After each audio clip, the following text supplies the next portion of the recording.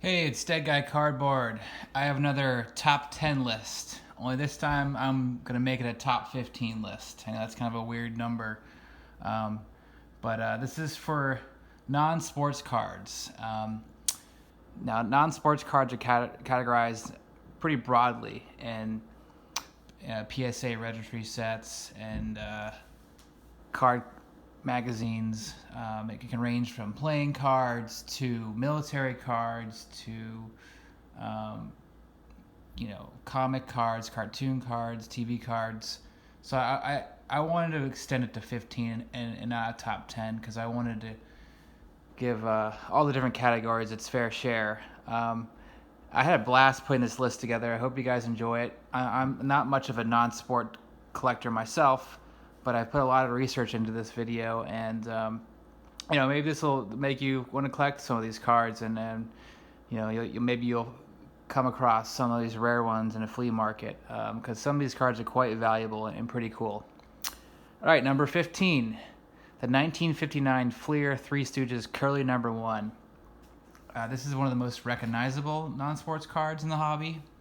Uh, it's not a very valuable card, but it's certainly extremely recognizable in the non-sport collecting universe. It's only at number 15 because this is basically a retired card of Curly Howard.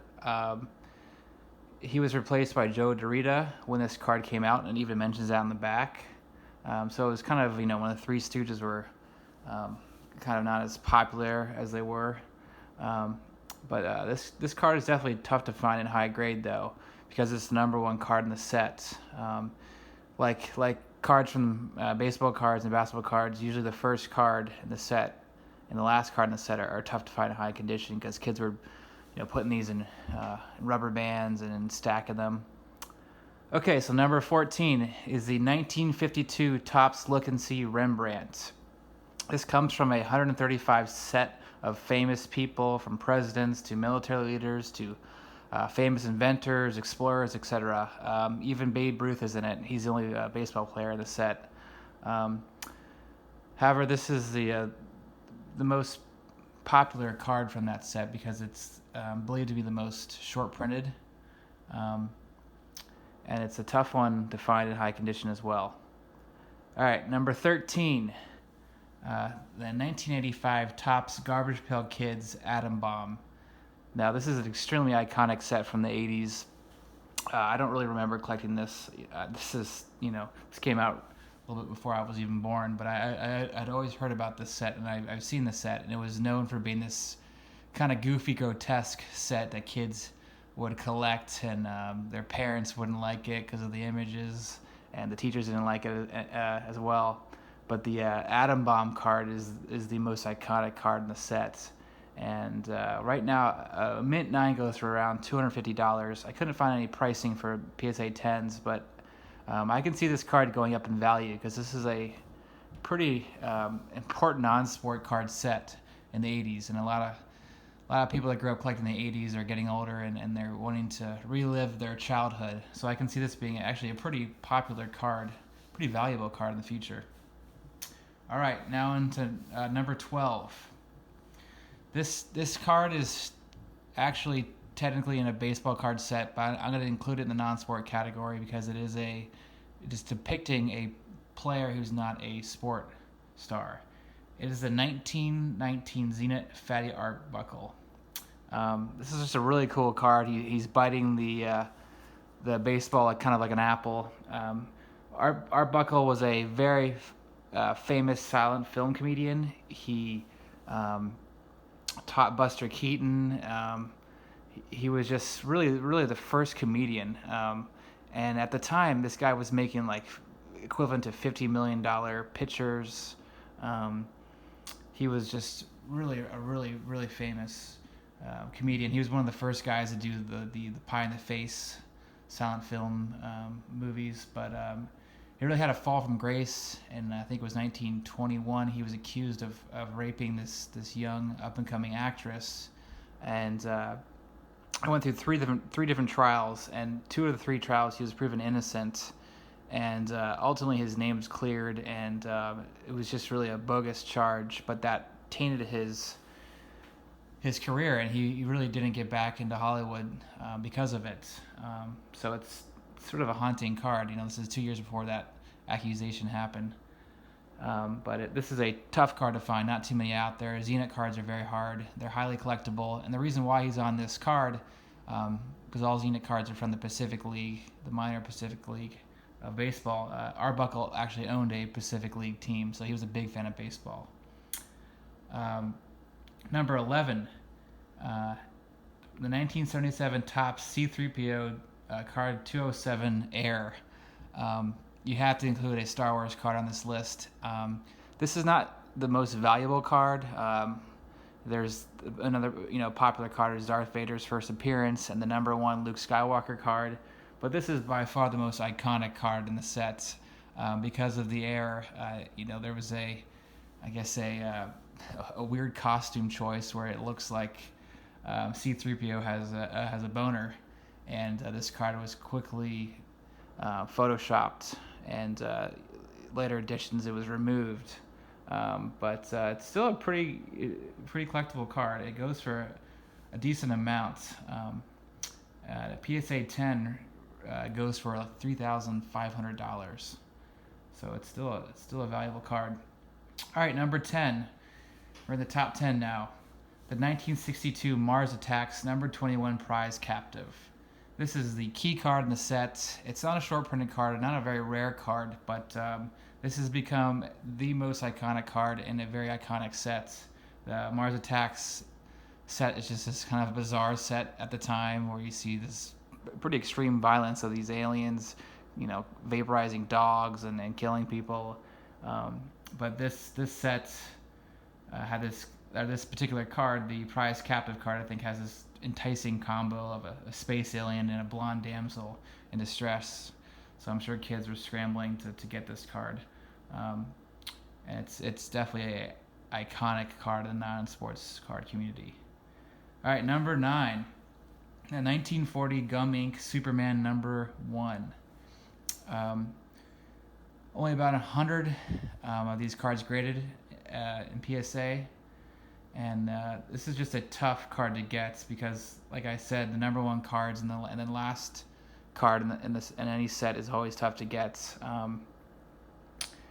I guess you could include the last card in the set as being the most valuable, but this number 1 Superman is the most iconic card from this set. And it definitely doesn't come cheap. PSA 5s are about $5,000. This is only 2 years after the comic Superman came out. The comic came out in 1938, so this came out in 1940. So it's still a very old school Superman comic card. All right, number 8. This is a wrestling card. Wrestling is considered a non-sport card. That's what PSA considers it to be, and that's what other card magazines consider it to be. It is a athletic sport per se, but it is a show. They're essentially actors. But this card is the most iconic card in the wrestling community. It's the 1982 Wrestling All-Stars Hulk Hogan. This is Hulk Hogan's rookie card. Kids could get this by sending in $5 to Wrestling Magazine in 1982, and they would get the entire 36-card set. This 1982 Wrestling All-Stars set is really just iconic. This is like the 1952 Topps equivalent set for wrestling. There's just a ton of stars in this set. Andre the Giant's also in this set, and Andre the Giant is usually a little more valuable than Hulk Hogan, but I think Hulk Hogan's definitely picking up steam in terms of value. Andre the Giant had a bunch of other cards in the 70s, whereas this 1982 Hulk Hogan card is his rookie card. These cards are very tough to get in high grade because it's just susceptible to, it's very easily chipped. Yellow borders make it hard to get high grades. Okay, get some water. Now, number 7 is the 1937 R172 Wild West number 25 cowboy outfit.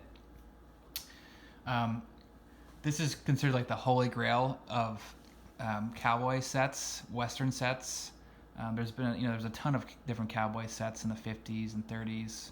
Like there's the classic Lone Ranger sets, but I want to include just one cowboy set, Wild West set in this list, and this is by far the most iconic.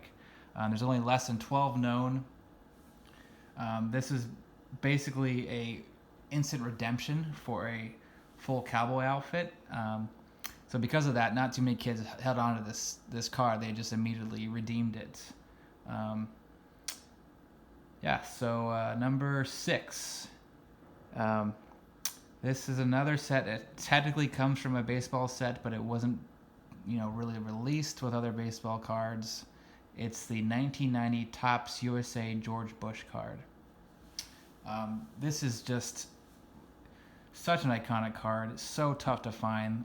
This was given to the president, to George Bush, and the rest of the people at the White House at the time. I think around 1989, George Bush's grandkids were wondering why doesn't he have a card, because he was a pretty good baseball player at Yale, and so Topps decided to just personally make their own, and they only made about 100. The White House copies, the ones that were given actually at the White House and to President Bush, have a glossy front to them. However, there's been some more circulated, but we don't really know how they got out. Some think they were actually inserted in 1990 Topps packs. I don't think that actually happened. I think they were just backdoored by a Topps employee. But they're very, very tough to find. The backdoor ones don't have this kind of glossy finish to them. But they're extremely valuable and really a cool looking card. Okay, so number 5. We're getting in the top 5. This is also a holy grail card to many non-sports collectors. It's a 1935 R72 I'm Going to Be Strong number 4 Strongman. It's just a legendary rarity. This set depicts various different occupations like a policeman, a fireman, etc. And this is a very common practice in the 30s where they would make extremely short printed cards, and it made it basically impossible for kids to complete a set for a prize. So this particular set, if you completed the set of 25, it could be redeemed for a baseball mitt, a wristwatch, or a pair of skates. These are all really very expensive prizes for that era. And so this card, number 4 Strongman, was severely short printed, making it nearly impossible to redeem for a prize. This example that I have pictured here was sold for $22,000. Interestingly enough, though, there was one that popped up in a lot in November of 2018 on eBay, and it sold for just $1,700. So it sold for a lot, but there's not too many people that were on the lookout for this card. So someone got that card for an absolute steal because it's extreme rarity. Okay, so number 4, the first playing card on the list. This card is just always increasing in value. It's the 1999 Pokemon First Edition Shadowless Charizard. A PSA 10 goes for about $13,000 now. The Pokemon cards certainly increased in value when Pokemon Go came out a couple years ago. Well, that game's definitely faded away, but I'm sure the value of Pokemon cards will also increase due to this movie coming out. And I remember kind of collecting this set when I was a kid. My little brother collected it, so I kind of collected it through him and had sold some cards to his friends. There's still a lot of Pokemon people that play Pokemon and collect Pokemon. So this is gonna, I think, definitely remain a top 5 card of the non-sports category. All right, at number 3 is a 1932 U.S. Caramel William McKinley number 25. A lot of people would consider this to be a number 1 card in non-sports card. It's just extremely difficult and a very iconic card. This follows the same practice of the 1932 U.S. Caramel Freddie Lindstrom card from the baseball card set. Take a look at my top 10 cards you're not supposed to have. I mentioned that card, but this is from the same company where, once again, they made it incredibly hard to complete a set to win a prize. Because on the back of this card, it says if you collect all 31 cards in the set, you receive a 1-pound box of chocolate, which that's a lot of chocolate for a kid. But this card, this William McKinley card, number 25, was extremely short printed, making it almost impossible for any kid to receive a pound box of chocolate. And I mean, there's less than 5 of these cards known. These go for huge bucks. And actually, back in 1992, the Sports Americana price guide on non-sports cards never even confirmed that this card existed. I mean, the ones that have popped up had popped up relatively recently. Yeah, definitely one of the most important president cards in the non-sports card community. And, a lot of people collect president cards. All right, so number 2. The 1993 Magic the Gathering Alpha Black Lotus. This has a print run of about 1,100 cards over a span of 3 different editions. There's an Alpha first edition, there's a Beta, which is the second edition, and the Unlimited is the third edition, which has a white border. The Alpha one in a high grade goes for an absolute fortune. This one pictured went for $1,666,000 just a month ago. Magic the Gathering is still very popular. I never played it. I don't even know what the Black Lotus does, but I've always heard about this card even when I was a kid. I knew the importance of this card, the value of this card. There's still apparently 25 million people playing Magic the Gathering. And yeah, this is I think the most iconic playing card by far. All right, number 1. This is a surprising number 1 for me, but if you know the ins and outs of non-sports cards, this is probably not a surprise, because this is the Honus Wagner of non-sports cards, and a very important card in general. It's the 1869 N519 Marquise of Lorne. This is actually the world's first tobacco card. It's the precursor of all tobacco and product insert cards that followed. Pictured on the card is a British Duke. His nickname was Marquis of Lorne. He actually was the Governor General of Canada at the time, and he was just a very popular figure in North America. Popular enough that his cards were distributed in New York, and the card was actually inserted in his own cigarettes called the Marquis of Lorne cigarettes. His cigarettes never really took off, which made these cards extremely rare. There's only 4 in existence. One is at the Met, and it's part of Jefferson Burdick's collection. Another is in the British Museum, and 2 have publicly sold at auction. This one here sold in 2009 for $15,000. But this is just a very significant card to the hobby, because this is really the first card. This is just a new and revolutionary form of advertising. Before this card, basically cards are just given out over the counter. But this was just a novel idea for advertising, where you would stick your card or your advertisement inside the cigarette or tobacco packs. And so this is the beginning of, this is way before T206s. This inspired other card companies like Old Judge and Goodwin to do it in the 1800s. So a very significant card, not just in the non-sports card community, but also just in sports cards in general.